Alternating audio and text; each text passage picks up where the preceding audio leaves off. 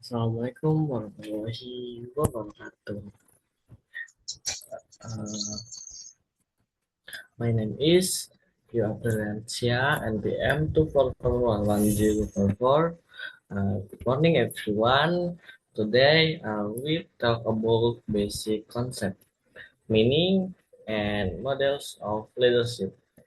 Leadership, leadership is very important in an organization because it helps with people to accomplish goals together. Leadership is very uh, leadership is not only about having a position, but also about how we can influence and motivate others. In this presentation, I will explain the basic concept of leadership and several leadership models, science and trend theory, behavior theory, contingence theory, and also transformation and transaction leadership. I hope this presentation will help you understand leadership better. Thank you. Selamat pagi rekan-rekan. Eh, di sini saya akan menjelaskan konsep dasar, makna, dan model kepemimpinan. Yang pertama itu eh, struktur materi. Yang pertama itu kayak ada definisi dan konsep dasar kepemimpinan. Kedua ada eh, makna dan esensi menjadi pemimpin. Yang ketiga ada teori sifat dan perilaku pemimpin. Yang keempat ada teori kontingensi dan adaptasi situasi. Yang pertama itu ada definisi dan konsep kepemimpinan. Eh, Kepemimpinan merupakan suatu proses yang melibatkan kemampuan seseorang dalam eh, mempengaruhi, mengarahkan, dan mengkoordinasi baik individu maupun kelompok untuk mencapai tujuan bersama. Dalam kajian manajemen,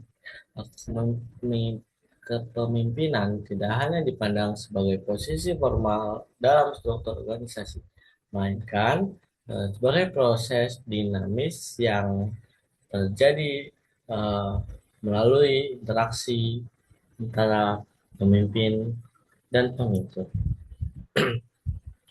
Fondasi teoritis kepemimpinan menekan beberapa aspek penting, yaitu adanya pengaruh, influence, interaksi sosial, tujuan bersama atau common goals, serta ketergantungan pada konteks.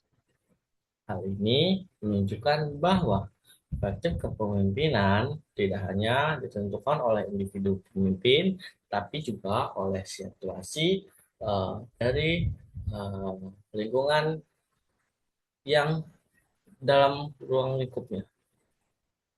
Yang kedua, ada makna esensi dan esensi menjadi pemimpin. Makna kepemimpinan tidak terbatas pada kemampuan memberikan perintah, tidak mencakup kemampuan untuk menciptakan visi, memberikan inspirasi, serta membangun kepercayaan dalam tim. Seseorang pemimpin yang efektif harus memiliki nilai-nilai dasar seperti integritas, tanggung jawab, empati, dan komitmen. Esensi menjadi pemimpin terletak pada kemampuan untuk memotivasi orang lain agar bekerja tidak hanya karena kewajiban, tetapi juga karena kesadaran dan keinginan untuk mencapai tujuan bersama. Oleh karena itu, kepemimpinan merupakan kombinasi antara kemampuan personal, hubungan sosial, serta nilai-nilai moral yang kuat. Teori sifat, dan perilaku kepemimpinan. Karakteristik utamanya, teori sifat menekankan bahwa pemimpin memiliki karakteristik utama, integritas, kepercayaan diri, yang membedakan mereka dari individu lain secara fundamental. Ini juga menjelaskan bahwa pemimpin memiliki karakteristik tertentu yang membedakan eh, mereka dari individu lainnya. Sifat-sifat seperti kepercayaan diri, eh, kecerdasan, integritas, dan keberanian sering dianggap sebagai faktor yang penting dalam kepemimpinan. Namun, cara ini memiliki keterbatasan karena tidak semua individu dengan sifat tertentu mampu menjadi pemimpin yang efektif.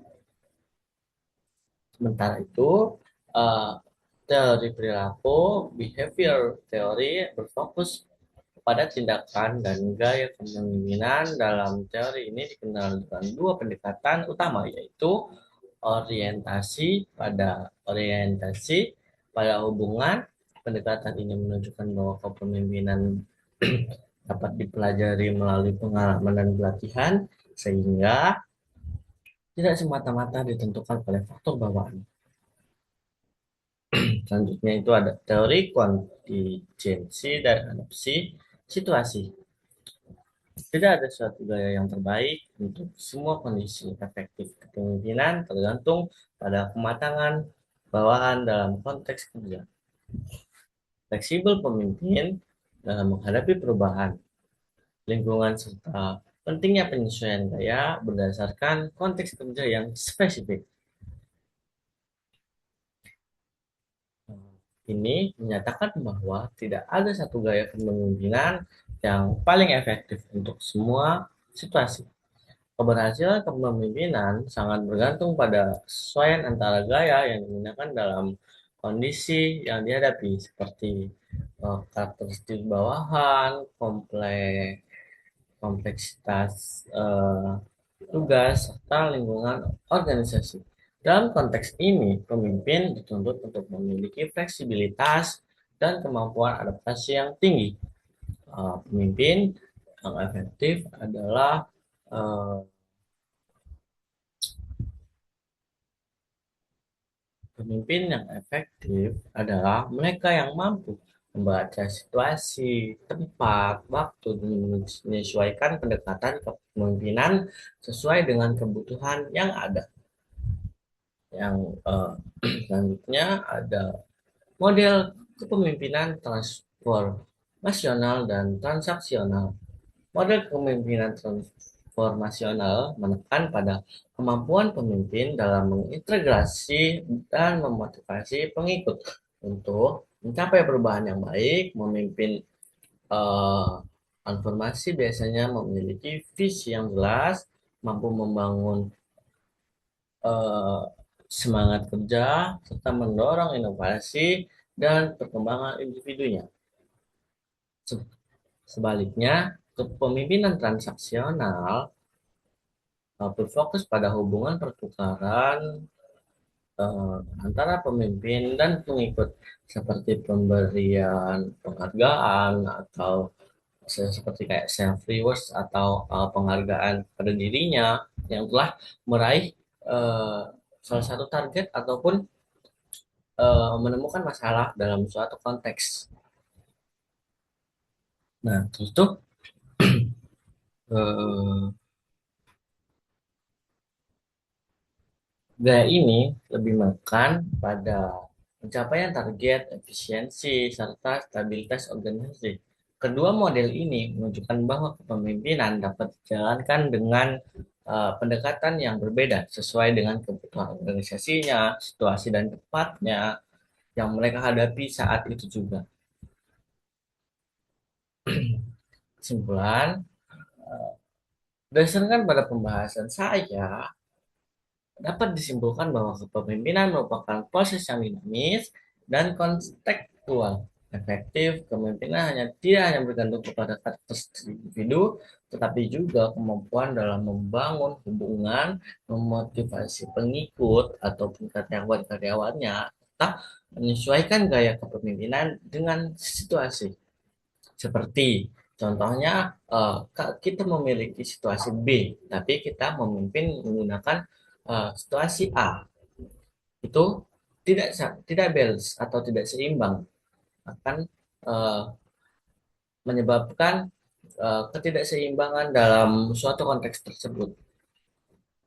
Implikasi praktis dari konsep ini adalah bahwa seseorang pemimpin harus terus mengembang untuk kemampuannya, meningkatkan fleksibilitasnya dalam menghadapi perubahan, serta mampu mengintegritas berbagai pendekatan kepemimpinan.